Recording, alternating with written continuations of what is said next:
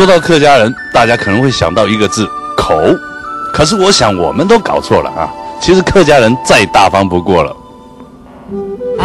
古早那时候的吃法，它是三清汤，要生米、生姜、生茶，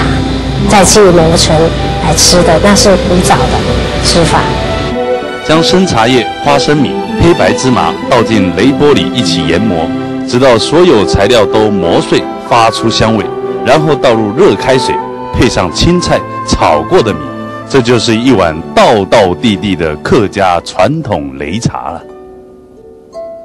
以前祖先他们吃是招待贵客的，都很好的东西。别小看这一碗，不但生津止渴、健胃整肠，更是能强身健骨。不但吃得饱，还能吃得好。你说这么替食用者设想的客家人，怎么能说是小气呢？反倒应该称赞他们能将这么有限的食材变化成这么美味又健康的美食啊！我记得小时候，因为我男孩子，我年纪最小，有时候家里客人来，因为看到客人眼泪就会掉，就从头擂到尾，这个确实是很辛苦的事情。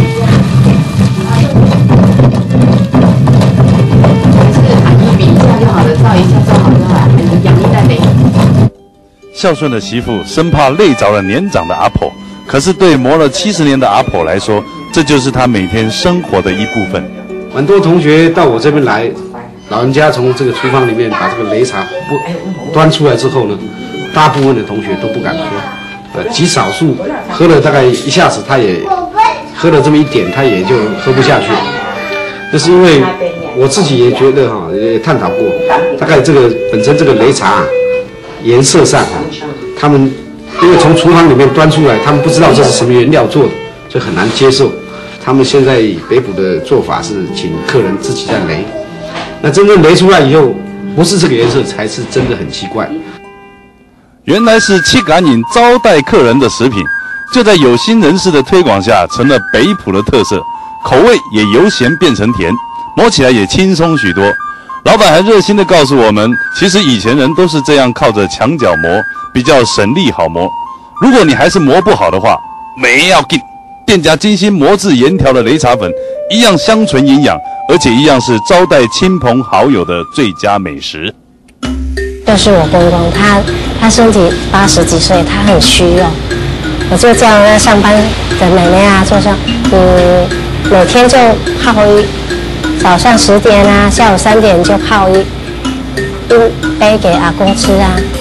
半个月就知道了，半个月就知道，很明显。只要2个礼拜就能看得出效果，让人吃得饱、睡得好、走路有风、讲话有力，保证纯天然，不含防腐剂。茶呢就挨提就穿下來，就放挨泵穿下來呢，就放挨把穿下來呢，就放挨呢度穿嚟，挨度穿下，就挨順子就也食，到呢下就最好良食的東西，最好食的東西，對身體啊也挺好，對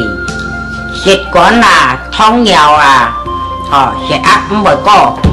當然。有人咧讲40岁干那一杯瓦凉咧，老婆婆都80岁了，某是补某是用，仍然身强体壮，健康的不得了啊！